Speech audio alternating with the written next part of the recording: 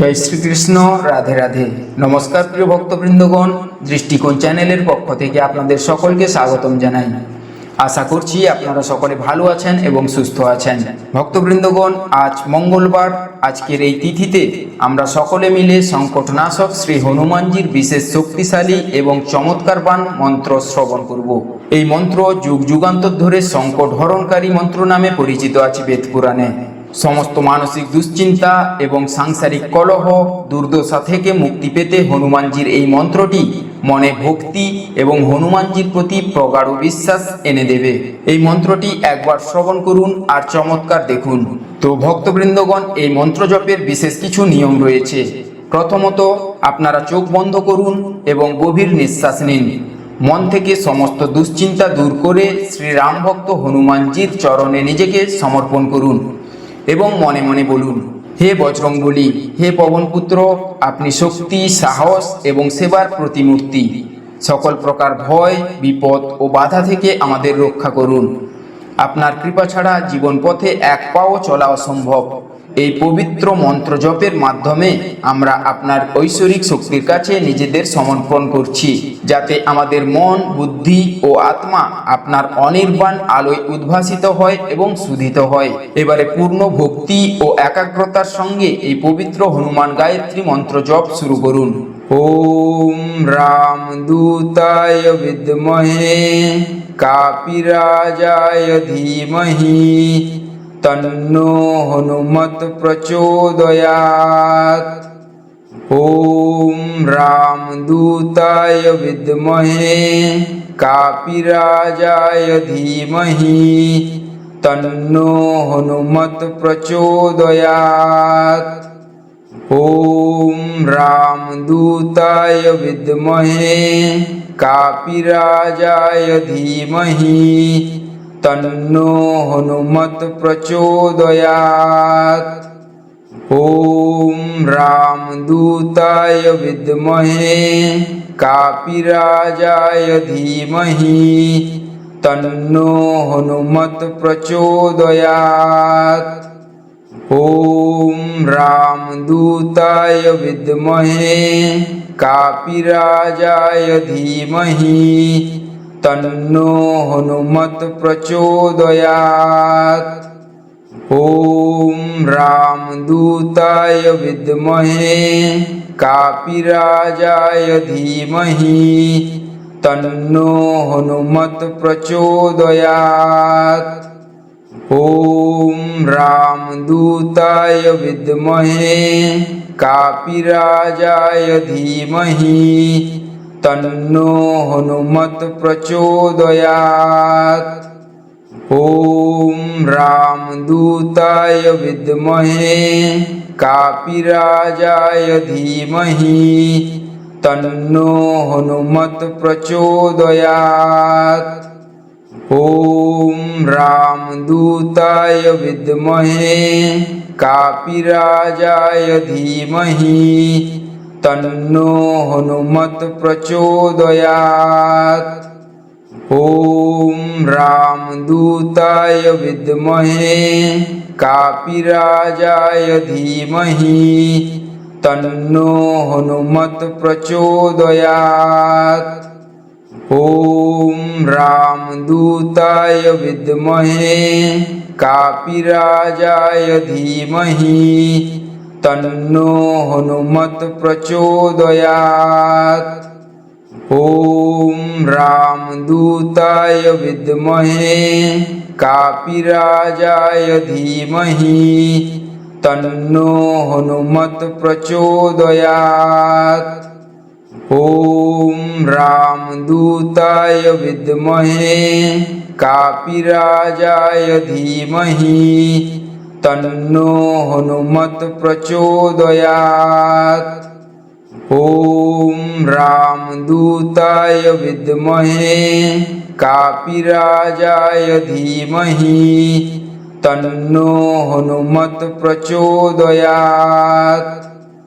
ওম রামদূতায় বিদ্মহে কাপিরাজায় ধীমহি তন্নো হনুমত প্রচোদয়াৎ।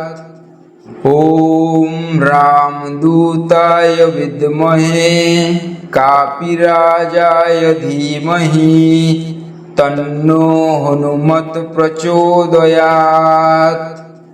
ॐ रामदूताय विद्महे कापिराजाय धीमहि तन्नो हनुमत प्रचोदयात्।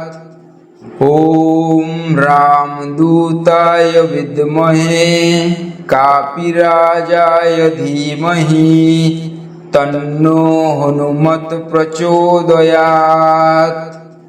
ॐ रामदूताय विद्महे कापिराजाय धीमहि तन्नो हनुमत प्रचोदयात्। ॐ रामदूताय विद्महे कापिराजाय धीमहि तन्नो हनुमत प्रचोदयात्।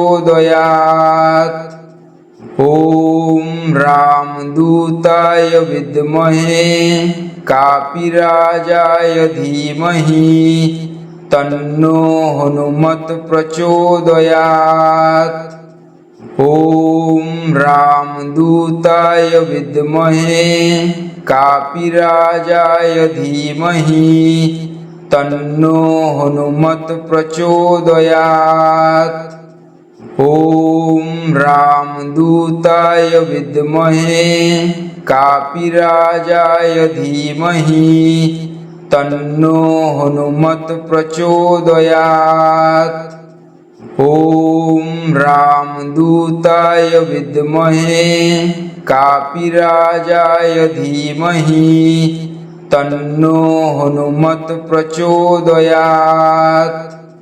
ॐ रामदूताय विद्महे कापिराजाय धीमहि तन्नो हनुमत प्रचोदयात्। ॐ रामदूताय विद्महे कापिराजाय धीमहि तन्नो हनुमत प्रचोदयात्। ॐ रामदूताय विद्महे कापिराजाय धीमहि तन्नो हनुमत प्रचोदयात्। ॐ रामदूताय विद्महे कापिराजाय धीमहि तन्नो हनुमत प्रचोदयात्। ॐ रामदूताय विद्महे कापिराजाय धीमहि तन्नो हनुमत प्रचोदयात्। ॐ रामदूताय विद्महे कापिराजाय धीमहि तन्नो हनुमत प्रचोदयात्। ॐ रामदूताय विद्महे कापिराजाय धीमहि तन्नो हनुमत प्रचोदयात्। ॐ रामदूताय विद्महे कापिराजाय धीमहि तन्नो हनुमत प्रचोदयात्।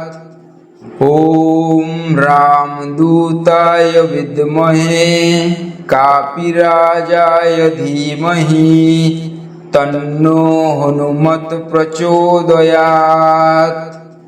ॐ रामदूताय विद्महे कापिराजाय धीमहि तन्नो हनुमत प्रचोदयात्। ॐ रामदूताय विद्महे कापिराजाय धीमहि तन्नो हनुमत प्रचोदयात्। ॐ रामदूताय विद्महे कापिराजाय धीमहि तन्नो हनुमत प्रचोदयात्। ॐ रामदूताय विद्महे कापिराजाय धीमहि तन्नो हनुमत प्रचोदयात्। ॐ रामदूताय विद्महे कापिराजाय धीमहि तन्नो हनुमत प्रचोदयात्। ॐ रामदूताय विद्महे कापिराजाय धीमहि तन्नो हनुमत प्रचोदयात्। ॐ रामदूताय विद्महे कापिराजाय धीमहि तन्नो हनुमत प्रचोदयात्। ॐ रामदूताय विद्महे कापिराजाय धीमहि तन्नो हनुमत प्रचोदयात्। ॐ रामदूताय विद्महे कापिराजाय धीमहि तन्नो हनुमत प्रचोदयात्। ॐ रामदूताय विद्महे कापिराजाय धीमहि तन्नो हनुमत प्रचोदयात्।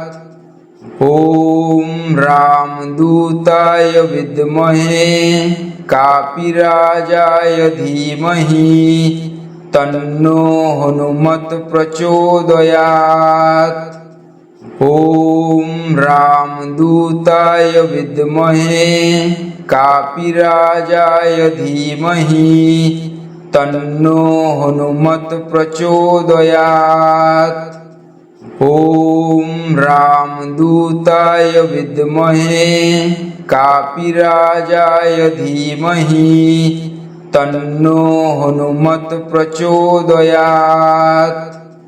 ॐ रामदूताय विद्महे कापिराजाय धीमहि तन्नो हनुमत प्रचोदयात्।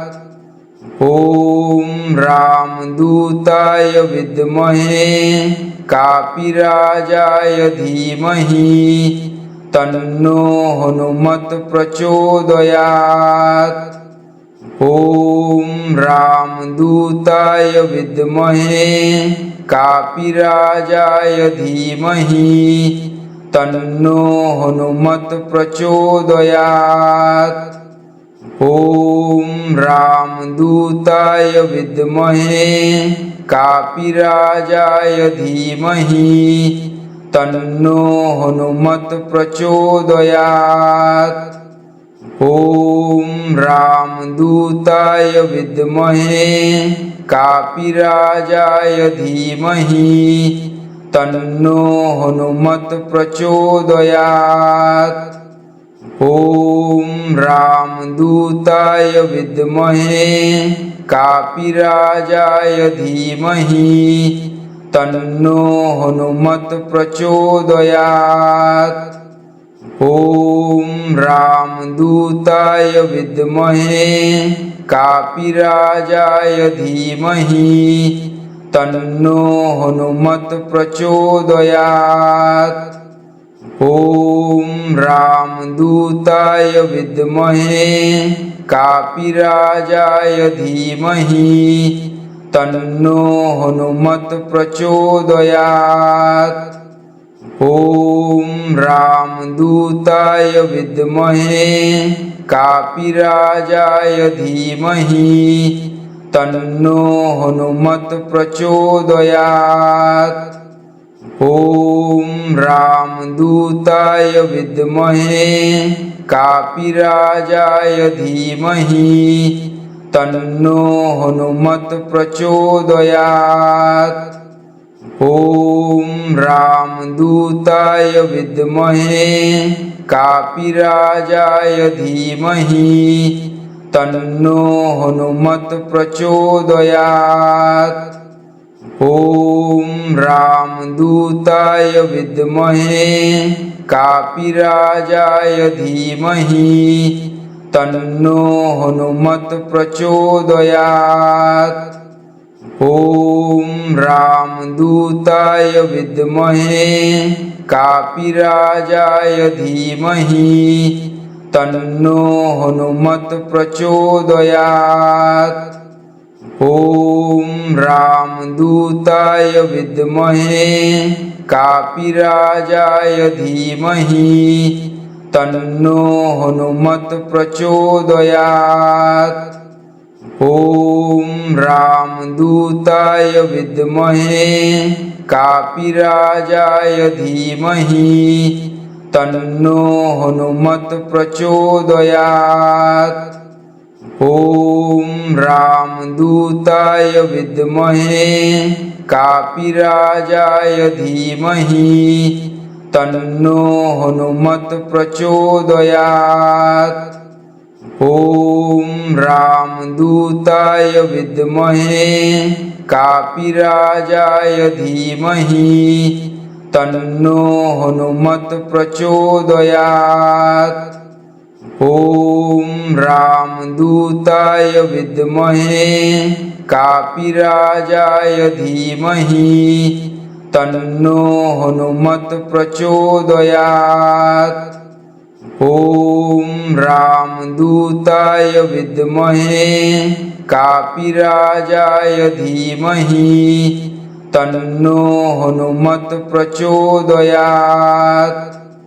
ॐ रामदूताय विद्महे कापिराजाय धीमहि तन्नो हनुमत् प्रचोदयात्।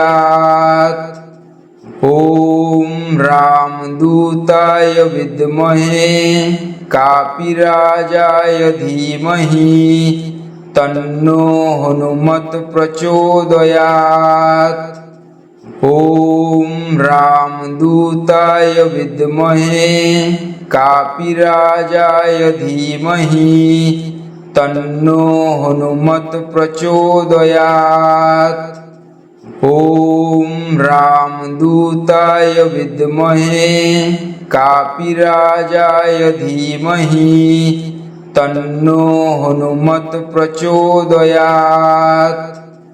ॐ रामदूताय विद्महे कापिराजाय धीमहि तन्नो हनुमत् प्रचोदयात्। ॐ रामदूताय विद्महे कापिराजाय धीमहि तन्नो हनुमत् प्रचोदयात्। ॐ रामदूताय विद्महे कापिराजाय धीमहि तन्नो हनुमत् प्रचोदयात्। ॐ रामदूताय विद्महे कापिराजाय धीमहि तन्नो हनुमत् प्रचोदयात्। ॐ रामदूताय विद्महे कापिराजाय धीमहि तन्नो हनुमत् प्रचोदयात्। ॐ रामदूताय विद्महे कापिराजाय धीमहि तन्नो हनुमत् प्रचोदयात्। ॐ रामदूताय विद्महे कापिराजाय धीमहि तन्नो हनुमत् प्रचोदयात्। ॐ रामदूताय विद्महे कापिराजाय धीमहि तन्नो हनुमत् प्रचोदयात्। ॐ रामदूताय विद्महे कापिराजाय धीमहि तन्नो हनुमत् प्रचोदयात्। ॐ रामदूताय विद्महे कापिराजाय धीमहि तन्नो हनुमत् प्रचोदयात्।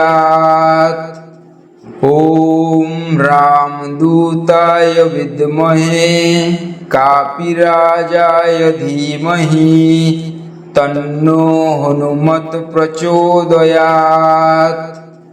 ॐ रामदूताय विद्महे कापिराजाय धीमहि तन्नो हनुमत् प्रचोदयात्। ॐ रामदूताय विद्महे कापिराजाय धीमहि तन्नो हनुमत् प्रचोदयात्। ॐ रामदूताय विद्महे कापिराजाय धीमहि तन्नो हनुमत् प्रचोदयात्। ॐ रामदूताय विद्महे कापिराजाय धीमहि तन्नो हनुमत् प्रचोदयात्। ॐ रामदूताय विद्महे कापिराजाय धीमहि तन्नो हनुमत् प्रचोदयात्। ॐ रामदूताय विद्महे कापिराजाय धीमहि तन्नो हनुमत् प्रचोदयात्। ॐ रामदूताय विद्महे कापिराजाय धीमहि तन्नो हनुमत् प्रचोदयात्। ॐ रामदूताय विद्महे कापिराजाय धीमहि तन्नो हनुमत् प्रचोदयात्। ॐ रामदूताय विद्महे कापिराजाय धीमहि तन्नो हनुमत् प्रचोदयात्। ॐ रामदूताय विद्महे कापिराजाय धीमहि तन्नो हनुमत् प्रचोदयात्। ॐ रामदूताय विद्महे कापिराजाय धीमहि तन्नो हनुमत् प्रचोदयात्। ॐ रामदूताय विद्महे कापिराजाय धीमहि तन्नो हनुमत् प्रचोदयात्। ॐ रामदूताय विद्महे कापिराजाय धीमहि तन्नो हनुमत् प्रचोदयात्।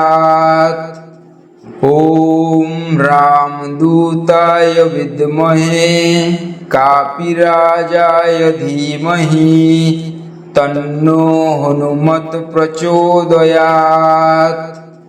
ॐ रामदूताय विद्महे कापिराजाय धीमहि तन्नो हनुमत् प्रचोदयात्। ॐ रामदूताय विद्महे कापिराजाय धीमहि तन्नो हनुमत् प्रचोदयात्। ॐ रामदूताय विद्महे कापिराजाय धीमहि तन्नो हनुमत् प्रचोदयात्। ॐ रामदूताय विद्महे कापिराजाय धीमहि तन्नो हनुमत् प्रचोदयात्। ॐ रामदूताय विद्महे कापिराजाय धीमहि तन्नो हनुमत् प्रचोदयात्। ॐ रामदूताय विद्महे कापिराजाय धीमहि तन्नो हनुमत् प्रचोदयात्। ॐ रामदूताय विद्महे कापिराजाय धीमहि तन्नो हनुमत् प्रचोदयात्। ॐ रामदूताय विद्महे कापिराजाय धीमहि तन्नो हनुमत् प्रचोदयात्। ॐ रामदूताय विद्महे कापिराजाय धीमहि तन्नो हनुमत् प्रचोदयात्। ॐ रामदूताय विद्महे कापिराजाय धीमहि तन्नो हनुमत् प्रचोदयात्। ॐ रामदूताय विद्महे कापिराजाय धीमहि तन्नो हनुमत् प्रचोदयात्। ॐ रामदूताय विद्महे कापिराजाय धीमहि तन्नो हनुमत् प्रचोदयात्। ॐ रामदूताय विद्महे कापिराजाय धीमहि तन्नो हनुमत् प्रचोदयात्। ॐ रामदूताय विद्महे कापिराजाय धीमहि तन्नो हनुमत् प्रचोदयात्। ॐ रामदूताय विद्महे कापिराजाय धीमहि तन्नो हनुमत् प्रचोदयात्। ॐ रामदूताय विद्महे कापिराजाय धीमहि तन्नो हनुमत् प्रचोदयात्। ॐ रामदूताय विद्महे कापिराजाय धीमहि तन्नो हनुमत् प्रचोदयात्। ॐ रामदूताय विद्महे कापिराजाय धीमहि तन्नो हनुमत् प्रचोदयात्। ॐ रामदूताय विद्महे कापिराजाय धीमहि तन्नो हनुमत् प्रचोदयात्। ॐ रामदूताय विद्महे कापिराजाय धीमहि तन्नो हनुमत् प्रचोदयात्। ॐ रामदूताय विद्महे कापिराजाय धीमहि तन्नो हनुमत् प्रचोदयात्। ॐ रामदूताय विद्महे कापिराजाय धीमहि तन्नो हनुमत् प्रचोदयात्। ॐ रामदूताय विद्महे कापिराजाय धीमहि तन्नो हनुमत् प्रचोदयात्। ॐ रामदूताय विद्महे कापिराजाय धीमहि तन्नो हनुमत् प्रचोदयात्। ॐ रामदूताय विद्महे कापिराजाय धीमहि तन्नो हनुमत् प्रचोदयात्। ॐ रामदूताय विद्महे कापिराजाय धीमहि तन्नो हनुमत् प्रचोदयात्। ॐ रामदूताय विद्महे कापिराजाय धीमहि तन्नो हनुमत् प्रचोदयात्। ॐ रामदूताय विद्महे कापिराजाय धीमहि तन्नो हनुमत् प्रचोदयात्। ॐ रामदूताय विद्महे कापिराजाय धीमहि तन्नो हनुमत् प्रचोदयात्। ॐ रामदूताय विद्महे कापिराजाय धीमहि तन्नो हनुमत् प्रचोदयात्।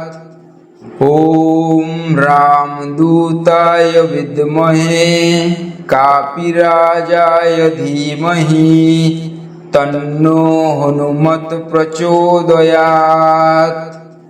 ॐ रामदूताय विद्महे कापिराजाय धीमहि तन्नो हनुमत् प्रचोदयात्।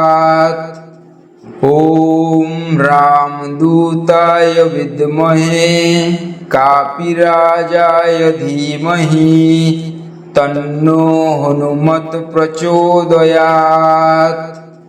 ॐ रामदूताय विद्महे कापिराजाय धीमहि तन्नो हनुमत् प्रचोदयात्। ॐ रामदूताय विद्महे कापिराजाय धीमहि तन्नो हनुमत् प्रचोदयात्। ॐ रामदूताय विद्महे कापिराजाय धीमहि तन्नो हनुमत् प्रचोदयात्। ॐ रामदूताय विद्महे कापिराजाय धीमहि तन्नो हनुमत् प्रचोदयात्। ॐ रामदूताय विद्महे कापिराजाय धीमहि तन्नो हनुमत् प्रचोदयात्। ॐ रामदूताय विद्महे कापिराजाय धीमहि तन्नो हनुमत् प्रचोदयात्। ॐ रामदूताय विद्महे कापिराजाय धीमहि तन्नो हनुमत् प्रचोदयात्। ॐ रामदूताय विद्महे कापिराजाय धीमहि तन्नो हनुमत् प्रचोदयात्। ॐ रामदूताय विद्महे कापिराजाय धीमहि तन्नो हनुमत् प्रचोदयात्। ॐ रामदूताय विद्महे कापिराजाय धीमहि तन्नो हनुमत् प्रचोदयात्। ॐ रामदूताय विद्महे कापिराजाय धीमहि तन्नो हनुमत् प्रचोदयात्। ॐ रामदूताय विद्महे कापिराजाय धीमहि तन्नो हनुमत् प्रचोदयात्। ॐ रामदूताय विद्महे कापिराजाय धीमहि तन्नो हनुमत् प्रचोदयात्।